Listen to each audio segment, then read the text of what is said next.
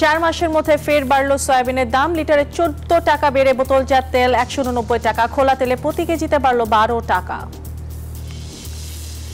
আমদানি রপ্তানি বাণিজ্যের সব বাধা দূর করার আশ্বাস এনবিআর চেয়ারম্যানের। জনবান্ধব কর কাঠামো তৈরির পরামর্শ অর্থনীতিবিদদের।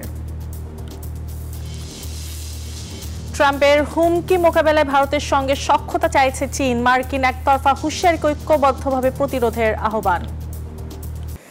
আমন্ত্রণ ব্যবসা বাণিজ্য আর অর্থনীতির সর্বশেষ খবর নিয়ে নিউজ 24 এর নিয়মিত আয়োজন Pubali bank PLC business time. সাথে আছে আমি পিঙ্কি সানোয়ার। এতক্ষণ দেখছিলেন সংবাদ শিরোনাম, এবার বিস্তারিত।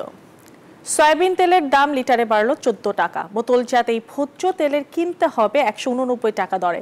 খোলা সয়াবিন তেল ও পাম অয়েলের লিটারে 12 টাকা বেড়ে নির্ধারণ হয়েছে 169 টাকায়। মিল মালিকদের সঙ্গে বৈঠকের পর নতুন এই দর ঠিক করেছে সরকার। মঙ্গলবার সচিবালয়ের সংবাদ সম্মেলনে এসব তথ্য জানান বাণিজ্য উপদেষ্টা। রমজান মাসে মানুষকে সুরক্ষা দিতে জাতীয় রাজস্ব বোর্ড এনবিআর ভোজ্য তেল আমদানিতে শুল্ক অব্যাহতি দিয়েছিল, যা শেষ হয়েছে মার্চ মাসেই। ভোজ্য তেল পরিশোধন কারখানা সমিতির দাবি, শুল্ক অব্যাহতির মেয়াদ শেষ হওয়ায় দাম বাড়াতে হবে। সরকারের সাথে কয়েক দফা বৈঠকে তেলের দাম বাড়ানোর দাবি ছিল তাদের। এমন পরিস্থিতিতে মঙ্গলবার সচিবালয়ে সংবাদ সম্মেলনে তেলের দাম পুনর্নির্ধারণের কথা জানান বাণিজ্য উপদেষ্টা। বলেন, তেল আমদানিতে শুল্ক অব্যাহতি দেওয়ায় মাসে 431 কোটি টাকা রাজস্ব কম হয়েছে। সেই হিসেবে গত 6 মাসে এনবিআর রাজস্ব হারিয়েছে 2586 কোটি টাকা। আমাদের যে ফর্মুলা আসে তাতে তেলের দাম আসে প্রায় 197 টাকা, বাট আমরা শিল্পের সাথে আলোচনার ভিত্তিতে এবং তাদের সাথে একটা সহযোগিতার ভিত্তিতে আমরা 189 টাকায় প্রতি লিটার সয়াবিন তেল আমরা বোতলের ক্ষেত্রে, এবং 20 টাকা কম হচ্ছে আপনার খোলা বাজারের জন্য। রাজস্ব আদায় এবং আন্তর্জাতিক বাজারের যে পণ্য যে মূল্য, দুটোর সমন্বয়ে এই দামটা বেড়েছে। নতুন সিদ্ধান্ত অনুযায়ী লিটারে 14 টাকা বেড়ে বোতলজাত সয়াবিন তেল বিক্রি হবে 189 টাকায়। এতদিন যা ছিল 175 টাকা। প্রতি লিটার খোলা সয়াবিন তেলের দাম 157 টাকা থেকে হয়েছে 169 টাকা। খোলা পাম তেলও লিটার প্রতি 157 টাকা থেকে 169 টাকা করা হয়েছে। অর্থাৎ খোলা সয়াবিন ও পাম তেলের দাম বেড়েছে লিটারে 12 টাকা করে। বাধ্য হয়ে তেলের দাম পুনর্নির্ধারণ করতে হয়েছে জানিয়ে বাণিজ্য উপদেষ্টা বলেন, এটা সাময়িক সিদ্ধান্ত। আজকে যে মূল্যটা নির্ধারিত হলো, আমরা সামনে বাজার থেকে আমরা সরকার এখান থেকে প্রায় 550 কোটি টাকা রাজস্ব আহরণ সাহায্য করবে, এবং আমরা আশা করি যে সামনে ইনশাল্লাহ বাজারের দাম আবার আমরা কমাতে পারবো। সামনে প্রতিযোগিতার কারণে মূল্য আশা করি ইনশাল্লাহ আমরা এই মূল্য কমাতে পারবো। দাম বাড়ায় বোতলজাত 5 লিটার সয়াবিন তেলের দাম হয়েছে 852 থেকে 922 টাকা। জিনিসপত্রের দাম সহনীয় থাকায় এই দামের প্রভাব মানুষের উপর পড়বে না মনে করেন বাণিজ্য উপদেষ্টা। সকলে সমন্বিতভাবে আমরা কাজ করে বাজার ব্যবস্থাকে একটা স্থিতিশীল রাখার ব্যবস্থা করেছি। শানাজি ইয়াসমিন, নিউজ 24, ঢাকা। দুর্নীতি অপচয় বন্ধ করলে গ্যাসের মূল্য বৃদ্ধির প্রয়োজন পড়তো না, এমনটাই মনে করেন শিল্প মালিকরা। তারা বলছেন, আইএমএফ এর চাপের মুখে গ্যাসের দাম বাড়াতে বাধ্য হয়েছে সরকার, যা বিদেশি বিনিয়োগকারীদের নেতিবাচক বার্তা দেবে। হোসাইন শাহাদাতের রিপোর্টে বিস্তারিত। ভিশন 2035 কেমন হবে বাংলাদেশ? 7.5 মিনিটের এক উপস্থাপনায় তারই রূপরেখা তুলে ধরে জাতির হিরো এখন বিনিয়োগ উন্নয়ন কর্তৃপক্ষের চেয়ারম্যান আশিক চৌধুরী। 4 দিনের বিনিয়োগ সম্মেলনে হাজির হয়েছিলেন 450 বিদেশি বিনিয়োগকারী। পাওয়া গেছে 3000 কোটি টাকারও বেশি বিনিয়োগ প্রতিশ্রুতি। এমন সাফল্যে ঝিমিয়ে পড়া বিদেশি বিনিয়োগে যখন আশার আলো দেখছে মানুষ, ঠিক তখনই বিনা মেঘে বজ্রপাতের মতো এলো গ্যাসের দাম বৃদ্ধির ঘোষণা।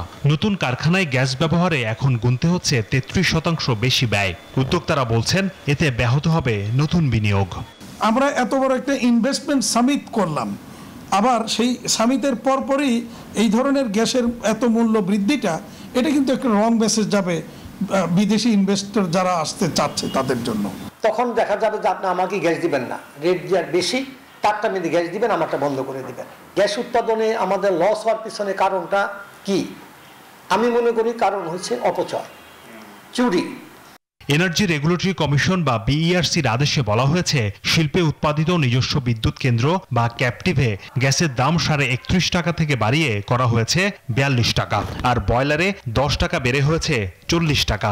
13 এপ্রিলের পর যত গ্যাস সংযোগ অনুমোদন পাবে তাদের দিতে হবে বাড়তি দাম। আগের অনুমোদিত সংযোগের ক্ষেত্রে 50 ভাগের বেশি ব্যবহারে প্রযোজ্য হবে এই দাম, আর পুরনো শিল্পের ক্ষেত্রে নতুন দাম দিতে হবে অনুমোদিত লোডের বেশি ব্যবহারে। ব্যবসায়ীরা বলছেন, আইএমএফ এর ঋণ পেতেই চাপের মুখে এমন সিদ্ধান্ত সরকারের। সরকার আইএমএফ এর শর্ত এবং ভর্তুকি কমানোর জন্য গ্যাসের মূল্য বৃদ্ধি করার ক্ষেত্রে ডিটারমেন্ট ছিলেন। মন্দের ভালো যেটা হয়েছে যে এক্সিস্টিং যে আমরা গ্যাস ইউজ করছি সেটা রিমেন আনচেঞ্জ থাকবে। আইএমএফ এর কোনো প্রেসক্রিপশনে বাংলাদেশের ব্যবসা বাণিজ্য শিল্প এর কোনো উন্নতি হয়েছে বা ভালো হয়েছে এইটা অন্তত আমরা মনে করি না। রোববার গ্যাসের মূল্যবৃদ্ধির ঘোষণা এলেও এ প্রক্রিয়া চলছিল কয়েক মাস ধরেই। বিতরণ কোম্পানির প্রস্তাব ছিল 150% দাম বাড়ানোর। গত 26শে ফেব্রুয়ারি এ নিয়ে তুমুল হট্টগোল দেখা দিয়েছিল মূল্যবৃদ্ধির গণশুনানিতে। হোসাইন শাহাদাত, নিউজ 24, ঢাকা। আমদানি রপ্তানি বাণিজ্যের শুল্ক অশুল্ক সব ধরনের বাধা দূর করতে আবারও ব্যবসায়ীদের আশ্বাস দিলেন এনবিআর চেয়ারম্যান। প্রাক বাজেট আলোচনায় তৈরি পোশাক ও বস্ত্র খাতের ব্যবসায়ীদের দাবির মুখে এই প্রতিশ্রুতি দেন তিনি। জানান, আগামী বাজেটে ব্যবসায়ীদের স্বস্তি দিতে চায় এনবিআর।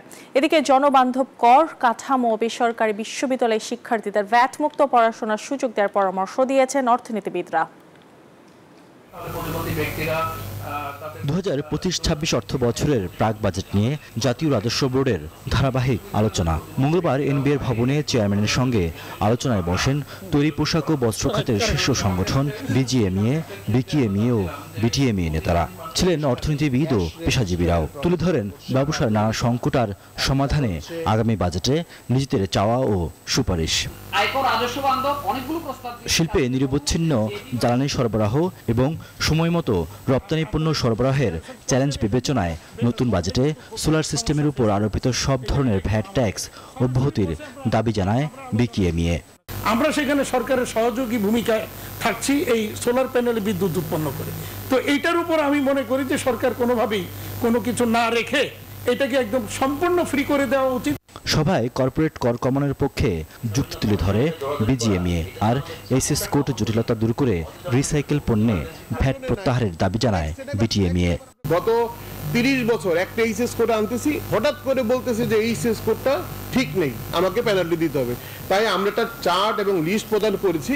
আমি মনে করি এনবিআর থেকে এই চার্টটাকে আবার পুনঃমূল্যায়ন করে অ্যাডমিনিস্ট্রেট করার জন্য কাস্টমস থেকে অ্যাপ্রুভাল নিতে যাই, তাহলে সেই অ্যাপ্রুভাল নিলে আমরা সাপোর্টটা করা যাবে না। সো আমরা যে বেনিফিটটা পাবো সেই বেনিফিটটা একদম মিস হয়ে যাচ্ছে। বাজেটে কর কাঠামো সংস্কার ও নীতির প্রসঙ্গে একমত পোষণ করলেও বেনাপোল দিয়ে সুতা আমদানি নিয়ে পক্ষে বিপক্ষে যুক্তি দেখায় বিটিএমইএ ও বিকিএমইএ। 1 কেজি সুতার দাম $2.90, সেখানে কাপড় আসতেছে $2.60, যেটা আমরা মনে করি এটা মানি লন্ডারিং এবং বাংলাদেশ আমরা রেভিনিউ হারাচ্ছি। যে অভিযোগটা বিটিএমইএ দিয়েছেন যে 1 ট্রাকের এলসি করে আমরা 3 ট্রাক মাল নিয়ে আসি, এটা একেবারেই আমি মনে করি কোনোভাবেই সম্ভব না। এ সময় সাধারণ মানুষের জনজীবনে স্বস্তি দিতে সহায়ক কর ও শুল্ক নীতির তাগিদ দেন অর্থনীতিবিদরা। বেসরকারি বিশ্ববিদ্যালয়ে আরোপিত 15% ভ্যাট অব্যাহতিরও পরামর্শ তাদের। মূল্যস্ফীতি পরিস্থিতিতে ব্যক্তি পর্যায়ে এই করমুক্ত আয়সীমা কমপক্ষে 6 লক্ষ টাকা হওয়া উচিত। আপনারা রেভিনিউ মোবিলাইজ করার সব স্ট্র্যাটেজি আপনারা নেন, but at the same time আপনাদেরকে this is a challenge for you যে আপনার ট্রেড ট্যাক্সের রিলায়েন্স আপনাকে কমাতেই হবে। এসব দাবির মুখে এনবিআর চেয়ারম্যান জানান, দেশের মানুষকে স্বস্তিতে রেখে বাণিজ্যিক কর্মকাণ্ড এগিয়ে নিতে কাজ করছে সংস্থাটি। আলটিমেট উদ্দেশ্য হচ্ছে রেভিনিউ বাড়াতে হবে, ট্যাক্স নেট বড় করতে হবে, রেভিনিউ ফাঁকিটাও ধরতে হবে। আমাদের আরেকটা বড় কারণ হচ্ছে যে কারণে আমাদের ট্যাক্স কম আদায় হয়, সেটা হচ্ছে ব্যাপক রেভিনিউ ফাঁকিও আছে। তাহলে একদিকে আমরা ফাঁকি ধরবো, অন্যদিকে আমরা ট্যাক্স নেট বড় করবো। এ সময় ক্ষুদ্র মাঝারি উদ্যোক্তাদের ব্যবসায়িক ভোগান্তি দূর করার সুনির্দিষ্ট প্রস্তাব তুলে ধরে SME foundation. Riad Sumon, news 24, Dhaka. যুক্তরাষ্ট্র একতরফা বাণিজ্য হুমকি মোকাবেলায় ইউরোপের পর এবার দক্ষিণ পূর্ব এশিয়ার দেশগুলোদের পাশে থাকার বার্তা দিয়েছে চীন। জানায় ভুক্তভোগী দেশগুলোর উচিত ভয় না পেয়ে ঐক্যবদ্ধভাবে মার্কিন একতরফা হুমকির প্রতিরোধ করা। এমনকি যুক্তরাষ্ট্রের বাণিজ্য যুদ্ধ মোকাবেলায় ভারতের সঙ্গেও সখ্যতা চাইছে চীন। ডোনাল্ড ট্রাম্পের শুল্ক নীতিকে কেন্দ্র করে এখন তোলপাড় গোটা বিশ্ব। এ নিয়ে যুক্তরাষ্ট্রের সঙ্গে চীনের বাণিজ্য যুদ্ধ ক্রমশই তীব্র হচ্ছে। মূলত যুক্তরাষ্ট্রের বৈশ্বিক শক্তি ও প্রভাবকে কাজে লাগিয়ে বেইজিং এর উপর চাপ সৃষ্টির চেষ্টা করছে ট্রাম্প প্রশাসন। তবে যুক্তরাষ্ট্রের হুমকি ধামকির কাছে নতি স্বীকার করার কোনো লক্ষণ দেখা যাচ্ছে না চীনের মধ্যে। এরই মধ্যে যুক্তরাষ্ট্রের একতরফা বাণিজ্য হুমকি মোকাবেলায় ইউরোপকে পাশে থাকার আহ্বান জানিয়েছেন শি জিনপিং। এবার দক্ষিণ পূর্ব এশিয়ার দেশগুলোকেও পাশে রাখতে ভিয়েতনাম, মালয়েশিয়া ও কম্বোডিয়া সফর করছেন চীনা প্রেসিডেন্ট। ভিয়েতনাম সফরে শক্তিধর দেশের একতরফা হুমকি মোকাবেলায় ঐক্যবদ্ধ থাকার আহ্বান জানিয়েছেন তিনি। ধারণা করা হচ্ছে একই আহ্বান জানাবেন মালয়েশিয়া ও কম্বোডিয়ার প্রতিও, কেননা ভিয়েতনাম সফরের পর মঙ্গলবারই মালয়েশিয়ায় পৌঁছান চীনা প্রেসিডেন্ট। এরপর চীনা প্রেসিডেন্ট যাবেন কম্বোডিয়া। সেখান থেকে 18 ডিসেম্বর সফর শেষে দেশে ফেরার কথা রয়েছে শি জিনপিং এর। এখানেই শেষ নয়, যুক্তরাষ্ট্রের একতরফা বাণিজ্য হুমকি মোকাবেলায় প্রতিবেশী আঞ্চলিক প্রতিদ্বন্দ্বী ভারতকেও পাশে চাইছে চীন। এরই মধ্যে দীর্ঘদিন ধরে বন্ধ থাকা আকাশপথে যাত্রীবাহী বিমান পরিষেবা পুনরায় চালুর বিষয়ে আলোচনা শুরু করেছে দিল্লি, বেইজিং। প্রতিবেশী দুই দেশের মধ্যে যাত্রীবাহী বিমান চলাচল শুরুর বিষয়ে এক দফাও আলোচনাও হয়েছে, যদিও এখন পর্যন্ত আকাশপথে যাত্রী পরিবহনের বিষয়ে চূড়ান্ত তারিখ নির্ধারণ করা হয়নি। আসমা তুলি, নিউজ 24। বাধাহীনভাবে 2026 সাল থেকে এলডিসি থেকে উত্তরণ করবে বাংলাদেশ। তবে কিছু সংস্কার ও প্রস্তুতি প্রয়োজন বলে জানান এলডিসি গ্র্যাজুয়েশন এক্সপার্ট কমিটির প্রধান আনিসুজ্জামান চৌধুরী। বিকেলে ফরেন সার্ভিস একাডেমিতে এক সংবাদ সম্মেলনে একথা জানান তিনি। 2018 সালে স্বল্পোন্নত থেকে মধ্যম আয়ের দেশে জাতিসংঘের শর্ত পূরণ করে বাংলাদেশ। তবে করোনার ধাক্কায় 2024-এর পরিবর্তে 2026 সাল নির্ধারণ করে দেয় জাতিসংঘ। এরপর ব্যবসায়ী অর্থনীতিবিদদের আপত্তি থাকলেও এলডিসি উত্তরণে কোনো বড় বাধা নেই বলছে এলডিসি গ্র্যাজুয়েশন এক্সপার্ট কমিটির প্রধান আনিসুজ্জামান চৌধুরী। বিকালে ফরেন সার্ভিস একাডেমিতে এলডিসি উত্তরণের প্রয়োজনীয় সংস্কার নিয়ে সংবাদ সম্মেলনে তিনি বলেন, অনুদান ও ঋণ নেওয়ার মানসিকতা থেকে বের হবে দেশ। ভিক্ষা ঝুলে নিয়ে বসে আছি, আর ওদেরকে বলছে আপনারা আসেন আমাকে এখানে হাফ করেন। আমি এখন দেব ওদেরকে, আমার সামর্থ্য আছে, আমাদেরকে বলে আমি তোমাকে দিতে পারবো। এলডিসি উত্তরণ হলেও চীন, ইইউ, অস্ট্রেলিয়া ছাড়াও বিভিন্ন দেশ থেকে বাণিজ্যিক সুবিধা পাওয়া যাবে বলেও ব্যবসায়ীদের আশ্বস্ত করেছেন এক্সপার্ট কমিটির প্রধান। ইইউ ফর এক্সাম্পল, ওরা 2029 সাল পর্যন্ত এবারে বলেই দিয়েছে। তাহলে আমরা যে পিছিয়ে দিব, পিছিয়ে কেন দিবেন? আমরা চাওয়ার আগেই তো ওরা অফার করেছে। অস্ট্রেলিয়া বলেছে ইট ডাজন্ট ম্যাটার, তো আপনারা গ্রাজুয়েট করেন না করেন, আমাদের যে সুযোগগুলো আছে সেই সুযোগগুলো চলবে। এলডিসি উত্তরণের প্রয়োজনীয় সংস্কারের উদ্যোগ নিয়েছে অন্তর্বর্তী সরকার। সেই সাথে সংস্কারে সার্বক্ষণিক মনিটরিং করা হবে বলেও জানান প্রধান উপদেষ্টার প্রেস সচিব। পুরো রিজনের জন্য একটা ম্যানুফ্যাকচারিং এবং ইকোনমিক হাব তৈরি করা, এবং এটা এলডিসি উত্তরণের পরেও যাতে এটা আরো শক্তভাবে আমরা করতে পারি। মনিটরিং করতে হবে কোথায় কি হচ্ছে, কোন জায়গায় জন্য কোনো টার্বুলেন্স না হয়। বাণিজ্যিক প্রতিষ্ঠান ও বাণিজ্যিক আলোচনার জন্য দপ্তর ও দক্ষ লোকবল তৈরির কাজ চলছে বলেও জানান তিনি। এবং সেই অনুযায়ী যত মিনা ফেরদাউস, নিউজ 24, ঢাকা। ভারত থেকে স্থলপথে সুতা আমদানি করা যাবে না, তবে স্থলপথ বাদে অন্য যে কোনো মাধ্যমে ভারত থেকে সুতা আমদানি করা যাবে।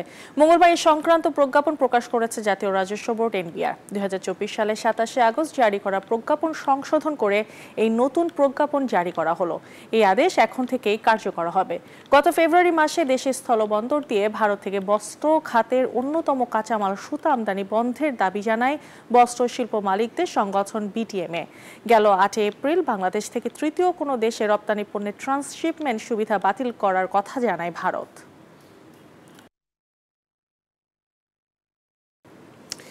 আর এই ছিল Pubali bank PLC business time এখনকার মতো আয়োজন। এতক্ষণ সাথে থাকার জন্য ধন্যবাদ সবাইকে।